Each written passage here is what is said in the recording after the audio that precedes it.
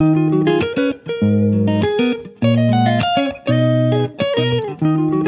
श्रीमन नारायण। नमस्कार दोस्तों, आज मैं आप लोगों को वैशाख महात्म के प्रसंग में राजा महिरथ की कथा और यम ब्राह्मण संवाद का उपसंहार सुनाऊंगी। यमराज कहते हैं, ब्राह्मण, पूर्व काल की बात है। महिरथ नाम से विख्यात एक राजा थे। उन्हें अपने पूर्व जन्म की पुण्यों के फलस्वरूप प्रचुर ऐश्वर्य और संपत्ति प्राप्त हुई थी, परंतु राजा राज्यलक्ष्मी का सारा भार मंत्री पर रखकर स्वयं विषय भोग में आसक्त हो रहे थे। वे न प्रजा की ओर दृष्टि डालते थे, न धन की ओर। धर्म और अर्थ का काम भी कभी नहीं देखते थे। उनकी वाणी तथा उनका मन कामिनियों की क्रीड़ा में ही आसक्त था। राजा के पुरोहित का नाम कश्यप था। जब राजा को विषयों में रमते हुए बहुत दिन व्यतीत हो गए, तब पुरोहित ने मन में विचार किया, जो गुरु मोहवश राजा को अधर्म से नहीं रोकता, वह भी उसके पाप का भागी होता है। यदि समझाने पर भी राजा अपने पुरोहित के वचनों की अवहेलना करता है, तो पुरोहित निर्दोष हो जाता है।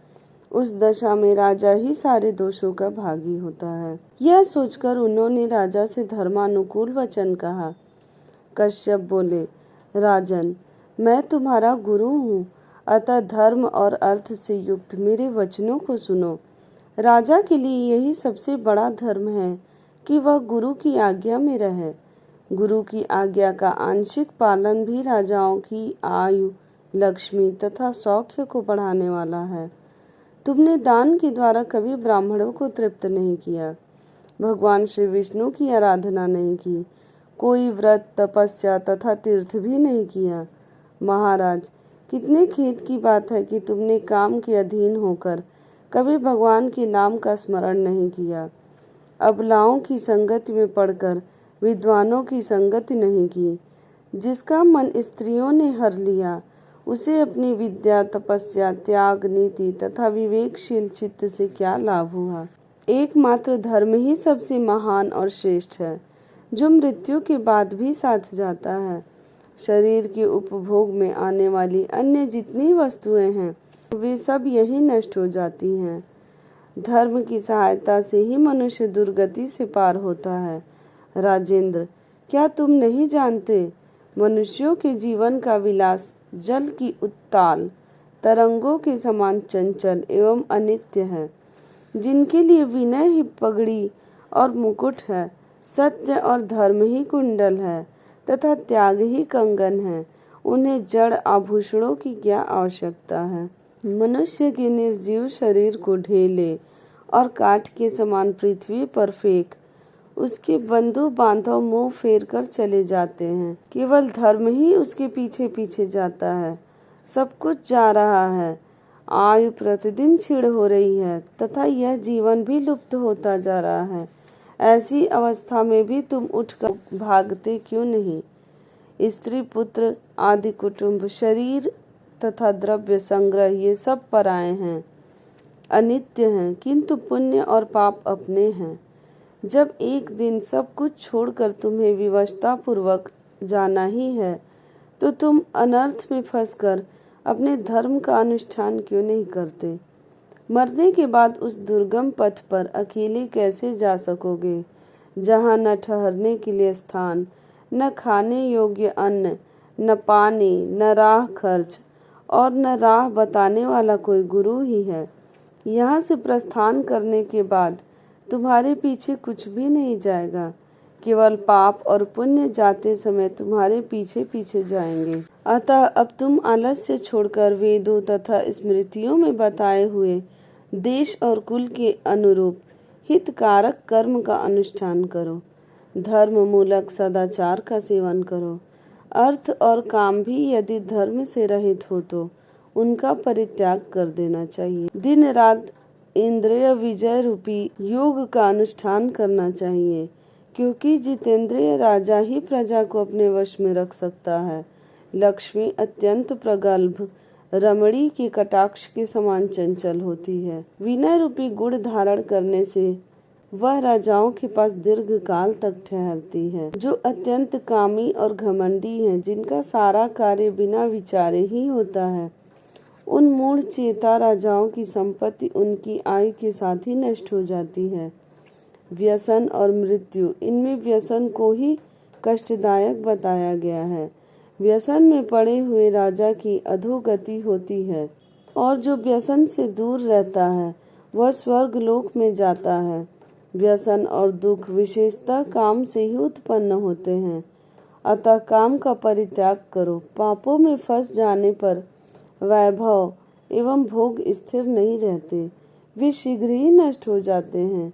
चलते, रुकते, जागते और सोते समय भी जिसका चित्त विचार में संलग्न नहीं रहता, वह जीते जी मरे हुए के तुल्य है। विद्वान पुरुष विषय चिंता छोड़कर समतापूर्ण, स्थिर एवं व्यवहारिक युक्ति से परमार्थ का साधन करते हैं।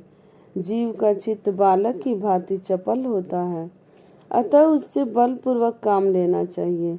राजन, धर्म के तत्वदर्शी वृद्ध पुरुषों की बुद्धि का सहारा ले पराबुद्धि के द्वारा अपने कुपथगामी चित्त को वश में करना चाहिए। लौकिक धर्म मित्र, भाई, बंधु, हाथ पैरों का चलना, देशांतर में जाना, शरीर से क्लेश उठाना तथा तीर्थ के लिए यत्न करना आदि कोई भी परम पद की प्राप्ति में सहायता नहीं कर सकते। केवल परमात्मा में मन लगाकर उनका नाम जप करने से ही उस पद की प्राप्ति होती है। इसलिए राजन, विद्वान पुरुष को उचित है कि वह विषयों में प्रवृत्त हुए चित्त को रोकने के लिए यत्न करे। यत्न से वह अवश्य ही वश में हो जाता है। यदि मनुष्य मोह में पड़ जाए, स्वयं विचार करने में असमर्थ हो जाए, तो उसे विद्वान सुहृदों के पास जाकर प्रश्न करना चाहिए। वे पूछने पर यथोचित कर्तव्य का उपदेश देते हैं। कल्याण की इच्छा रखने वालों को हर एक उपाय से काम और क्रोध का निग्रह करना चाहिए, क्योंकि वे दोनों कल्याण का विघात करने के लिए उद्यत रहते हैं। राजन, काम बड़ा बलवान है, वह शरीर के भीतर रहने वाला महान शत्रु है। श्रेय की अभिलाषा रखने वाले पुरुष को उसके अधीन नहीं होना चाहिए। अतः विधि पूर्वक पालन किया हुआ धर्म ही सबसे श्रेष्ठ है। इसलिए तुम धर्म धारण करके धर्म का ही आचरण करो।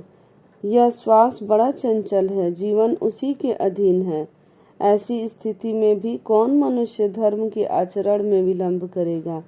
राजन, जो वृद्धावस्था प्राप्त हो चुका है, उसका चित्त भी इन निषिद्ध विषयों की ओर से नहीं हटता। हाय, ये कितने शोक की बात है।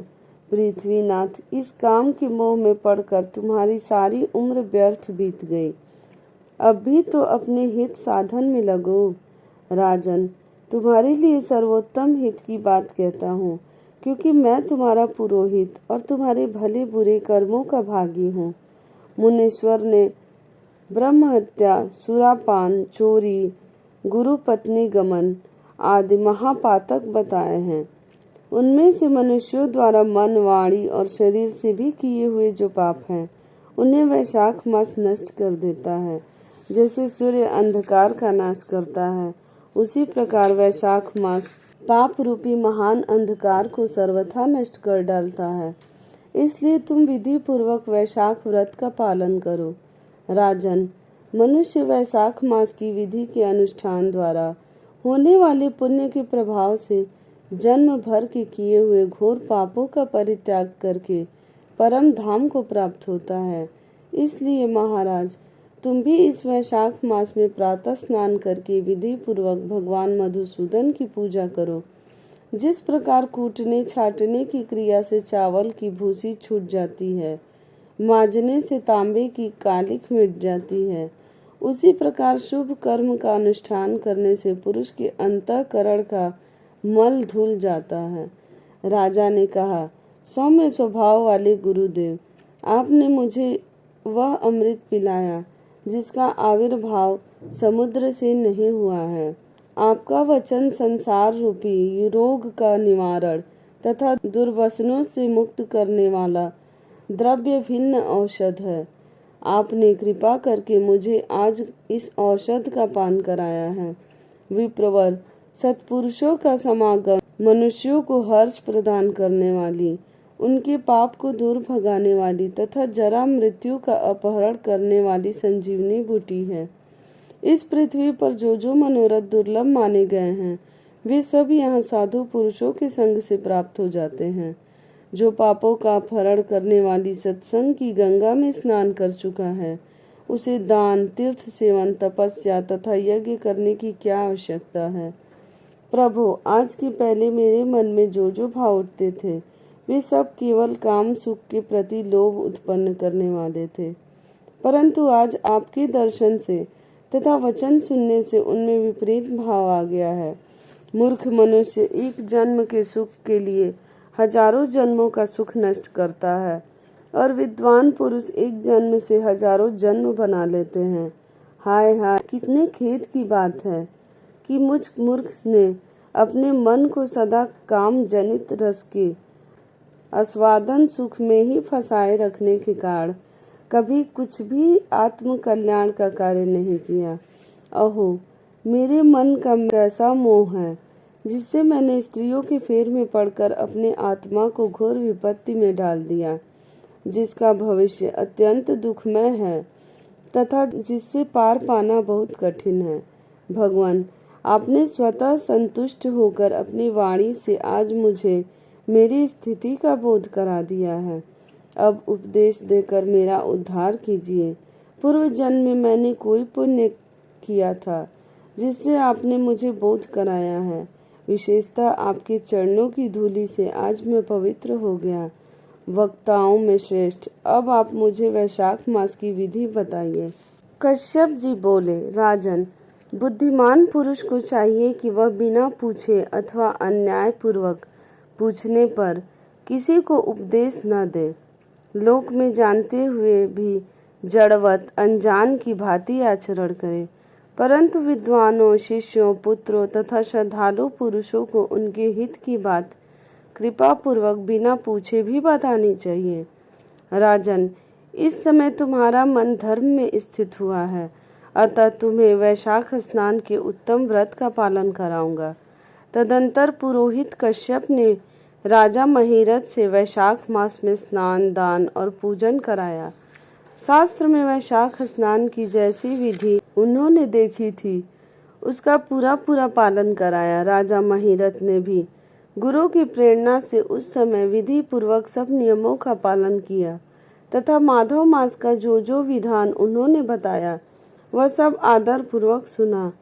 उन नृप श्रेष्ठ ने प्रातः काल स्नान करके भक्ति भाव के साथ पाद्य और अर्घ्य आदि देकर श्री हरि का पूजन किया तथा नैवेद्य भोग लगाया। मैं कथा को आगे बढ़ाते हुए आप लोगों से निवेदन करूंगी कि आप लोग मेरे चैनल को लाइक, सब्सक्राइब जरूर करें और कथा अच्छी लगे तो शेयर भी करें। यमराज कहते हैं, ब्राह्मण, तत्पश्चात राजा के ऊपर काल की दृष्टि पड़ी।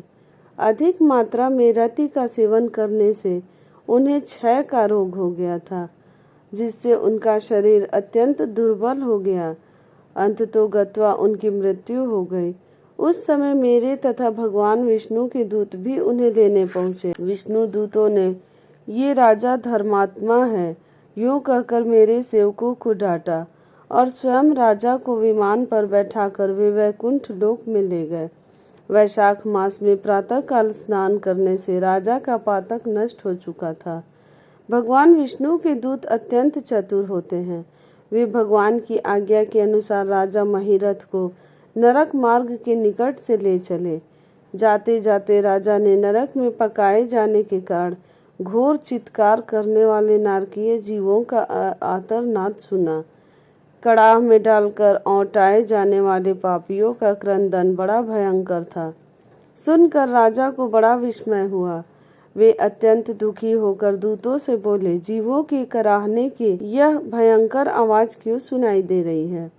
इसमें क्या कारण है? आप लोग सब बातें बताने की कृपा करें। विष्णु दूत बोले, जिन प्राणियों ने धर्म की मर्यादा का परित्याग किया है, जो पापाचारी और पुण्यहीन हैं, वे तामिश्र आदि भयंकर नरकों में डाले गए हैं। पापी मनुष्य प्राण त्याग के पश्चात यमलोक के मार्ग में आकर भयंकर दुख भोगते हैं। यमराज के भयंकर दूत उन्हें इधर उधर घसीटते हैं और वे अंधकार में गिर पड़ते हैं। उन्हें आग में जलाया जाता है, उनके शरीर में कांटे चुभोए जाते हैं, उनको आरी से चीरा जाता है तथा वे भूख प्यास से पीड़ित रहते हैं। पीप और रक्त की दुर्गंध के कारण उन्हें बार बार मूर्छा आ जाती है। कहीं वे खौलते हुए तेल में औटाए जाते हैं, कहीं उन पर मुसलों की मार पड़ती है और कहीं तपाए हुए लोहे की शिलाओं पर डालकर उन्हें पकाया जाता है। कहीं वमन, कहीं पीप तथा कहीं रक्त उन्हें खाने को मिलता है। मुर्दों की दुर्गंध से भरे हुए करोड़ों नरक हैं, जहाँ शर पत्र वन है, शिलापात के स्थान हैं, जहाँ पापी शिलाओं पर पटके जाते हैं तथा वहाँ की समतल भूमि भी आग से तपी होती है। इसके सिवा गरम लोहे के, खौलते हुए तेल के, मेदाके तपे हुए स्तंभ के, कूट शालमली नाम के भी नरक हैं। छुरे, कांटे, कील और उग्र ज्वाला के कारण क्षोभ एवं भय उत्पन्न करने वाले बहुत से नरक हैं। कहीं तपी हुई वैतरणी नदी है, कहीं पीप से भरे हुए अनेकों कुंड हैं। इन सब में पृथक पृथक पापियों को डाला जाता है।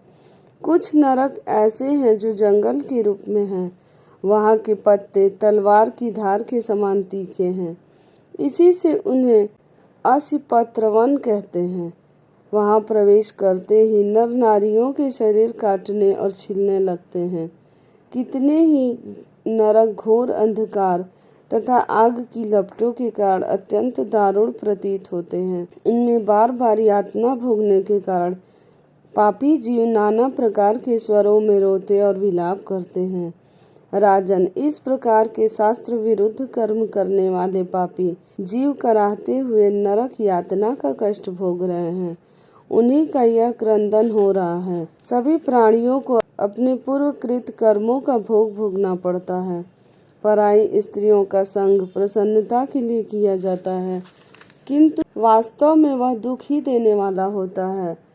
2 घड़ी तक किया हुआ विषय सुख का आस्वादन अनेक कल्पों तक दुख देने वाला होता है। राजेंद्र, तुमने वैशाख मास में प्रातः स्नान किया, उसकी विधि का पालन करने से तुम्हारा शरीर पावन बन गया। उससे छूकर बहने वाली वायु का स्पर्श पाकर ये क्षण भर के लिए सुखी हो गए हैं। तुम्हारे तेज से इन्हें बड़ी तृप्ति मिल रही है। इसी से अब ये नरकवर्ती जीव कराहना छोड़कर चुप हो गए हैं। पुण्यवानों का नाम भी यदि सुना या उच्चारण किया जाए तो वह सुख का साधक होता है तथा उसे छूकर चलने वाली वायु भी शरीर में लगने पर बड़ा सुख देती है। यमराज कहते हैं, करुणा के सागर राजा महिरथ अद्भुत कर्म करने वाले भगवान श्री विष्णु के दूतों की उपयुक्त बात सुनकर द्रवित हो उठे। निश्चय ही साधु पुरुषों का हृदय मक्खन के समान होता है। जैसे नवनीत आग की आंच पाकर पिघल जाता है, उसी प्रकार साधु पुरुषों का हृदय भी दूसरों के संताप से संतप्त होकर द्रवित हो उठता है। उस समय राजा ने दूतों से कहा। राजा बोले, इन्हें देखकर मुझे बड़ी व्यथा हो रही है। मैं इन व्यथित प्राणियों को छोड़कर जाना नहीं चाहता। मेरी समझ में सबसे बड़ा पापी वही है जो समर्थ होते हुए भी वेदनाग्रस्त जीवों का शोक दूर न कर सके। यदि मेरे शरीर को छूकर बहने वाली वायु के स्पर्श से ये जीव सुखी हुए हैं तो आप लोग मुझे उसी स्थान पे ले चलिए, क्योंकि जो चंदन वृक्ष की भांति दूसरों के ताप दूर करके उन्हें आह्लादित करते हैं तथा जो परोपकार के लिए स्वयं कष्ट उठाते हैं, वे ही पुण्यात्मा हैं। संसार में वे ही संत हैं जो दूसरों के दुखों का नाश करते हैं तथा पीड़ित जीवों का पीड़ा दूर करने के लिए जिन्होंने अपने प्राणों को तिनके के समान निछावर कर दिया है। जो मनुष्य सदा दूसरों की भलाई के लिए उद्यत रहते हैं, उन्होंने ही इस पृथ्वी को धारण कर रखा है, जहाँ सदा अपने मन को ही सुख मिलता है। वह स्वर्ग भी नरक के ही समान है। अतः साधु पुरुष सदा दूसरों के सुख से ही सुखी होते हैं। यहाँ नरक में गिरना अच्छा, प्राणों से वियोग हो जाना भी अच्छा, किंतु पीड़ित जीवों को पीड़ा दूर किए बिना एक क्षण भी सुख भोगना अच्छा नहीं है। दूत बोले, राजन, पापी पुरुष अपने कर्मों का ही फल भोगते हुए भयंकर नरक में पकाए जाते हैं।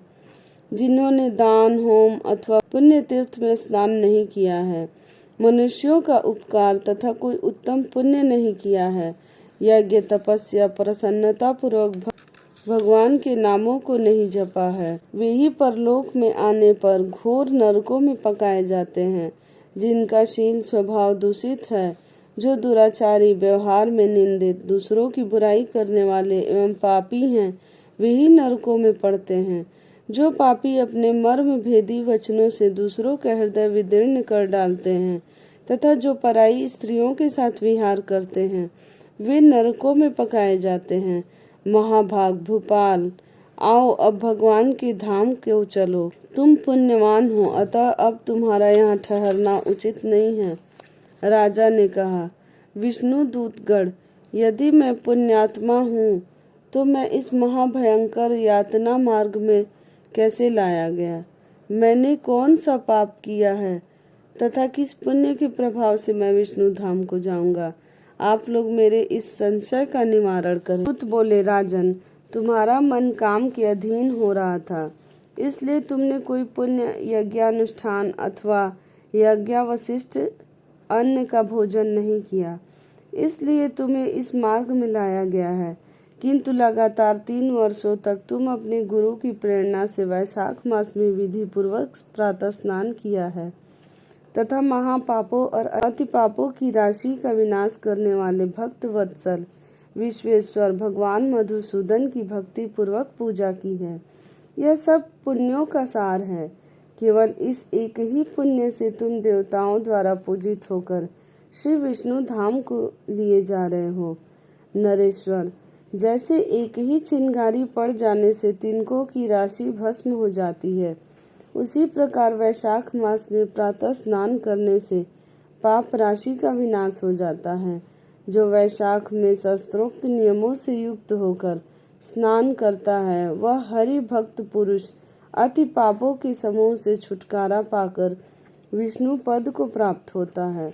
यमराज कहते हैं, ब्राह्मण, तब दया सागर राजा ने उन जीवों के शोक से पीड़ित हो भगवान श्री विष्णु के दूतों से विनय पूर्वक कहा, साधु पुरुष प्राप्त हुए ऐश्वर्य का, गुणों का तथा पुण्य का यही फल मानते हैं कि उनके द्वारा कष्ट में पड़े हुए जीवों की रक्षा की जाए।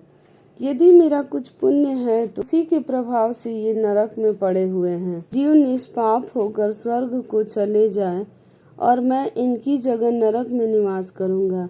राजा के ऐसे वचन सुनकर श्री विष्णु के मनोहर दूत उनके सत्य और उदारता पर विचार करते हुए इस प्रकार बोले, राजन, इस दया रूप धर्म के अनुष्ठान से तुम्हारे संचित धर्म की विशेष वृद्धि हुई है।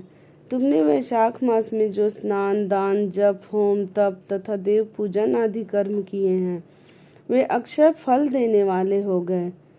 जो वैशाख मास में स्नान दान करके भगवान का पूजन करता है, वह सब कामनाओं को प्राप्त होकर श्री विष्णु धाम को जाता है। एक और तप, दान और यज्ञ आदि की शुभ क्रियाएं और एक और विधि पूर्वक आचरण में लाया हुआ वैशाख मास का व्रत हो तो यह वैशाख मास ही महान है। राजन, वैशाख मास में एक दिन का जो भी पुण्य है, वह तुम्हारे लिए सब दानों से बढ़कर है। दया के समान धर्म, दया के समान तप, दया के समान दान और दया के समान कोई मित्र नहीं है। पुण्य का दान करने वाले मनुष्य सदा लाख गुना पुण्य प्राप्त करता है। विशेषतः तुम्हारी दया के कारण धर्म की अधिक वृद्धि हुई है। जो मनुष्य दुखित प्राणियों का दुख से उद्धार करता है, वही संसार में पुण्यात्मा है। उसे भगवान नारायण के अंश से उत्पन्न समझना चाहिए। वीर, वैशाख मास की पूर्णिमा को तीर्थ में जाकर जो तुमने सब पापों का नाश करने वाला स्नान, दान आदि पुण्य किया है, उसे विधिवत भगवान श्री विष्णु को साक्षी बनाकर 3 बार प्रतिज्ञा करके इन पापियों के लिए दान कर दो, जिससे ये नरक से निकलकर स्वर्ग को चले जाएं। हमारा तो ऐसा विश्वास है कि पीड़ित जंतुओं को शांति प्रदान करने से जो आनंद मिलता है, उसे मनुष्य स्वर्ग और मोक्ष में भी नहीं पा सकता। सौम्य, तुम्हारी बुद्धि, दया एवं दान में दृढ़ है, इसे देखकर हम लोगों को भी उत्साह होता है। राजन, यदि तुम्हें अच्छा जान पड़े तो अब बिना विलंब किए इन्हें वह पुण्य प्रदान करो जो नरक यातना के दुख को दग्ध करने वाला है। विष्णु दूतों के यूं कहने पर दयालु राजा महिरथ ने भगवान गदाधर को साक्षी बनाकर 3 बार प्रतिज्ञा पूर्वक संकल्प करके उन पापियों के लिए अपना पुण्य अर्पण किया। वैशाख मास के एक दिन के ही पुण्य का दान करने पर वे सभी जीव यम यातना के दुख से मुक्त हो गए। फिर अत्यंत हर्ष में भरकर वे श्रेष्ठ विमान पर आरूढ़ हुए और राजा की प्रशंसा करते हुए उन्हें प्रणाम करके स्वर्ग को चले गए। इस दान से राजा को विशेष पुण्य की प्राप्ति हुई। मुनियों और देवताओं का समुदाय उनकी स्तुति करने लगा तथा वे जगदीश्वर श्री विष्णु के पार्षदों द्वारा अभिवंदित होकर उस परम पद को प्राप्त हुए, जो बड़े बड़े योगियों के लिए भी दुर्लभ है। द्विज श्रेष्ठ, यह वैशाख मास और पूर्णिमा का कुछ महात्म यहाँ थोड़े में बतलाया गया। यह धन, यश, आयु तथा परम कल्याण प्रदान करने वाला है। इतना ही नहीं, इससे स्वर्ग और लक्ष्मी की भी प्राप्ति होती है। यह प्रशंसनीय महात्म अंतःकरण को शुद्ध करने वाला और पापों को धो डालने वाला है। माधव मास का यह महात्म भगवान माधव को अत्यंत प्रिय है। राजा महिरथ का चरित्र हम दोनों का मनोरम संवाद सुनने, पढ़ने तथा विधि पूर्वक अनुमोदन करने से मनुष्य को भगवान की भक्ति प्राप्त होती है, जिससे समस्त क्लेशों का नाश हो जाता है। जी कहते हैं, धर्मराज की यह बात सुनकर वह ब्राह्मण उन्हें प्रणाम करके चला गया। उसने भूतल पर प्रतिवर्ष स्वयं तो वैशाख स्नान की विधि का पालन किया ही, दूसरों से भी कराया। यह ब्राह्मण और यम का संवाद मैंने आप लोगों से वैशाख मास के पुण्यमय स्नान के प्रसंग में सुनाया है। जो एकचित्त होकर वैशाख मास के महात्म का श्रवण करता है, वह सब पापों से मुक्त होकर श्री विष्णु के परम पद को प्राप्त होता है। बोलो जय श्रीमन नारायण। अगर आपको मेरी यह कथा अच्छी लगी हो तो मेरे चैनल को लाइक करें, सब्सक्राइब करें, शेयर करें और कमेंट में जय श्रीमन नारायण जरूर लिखें।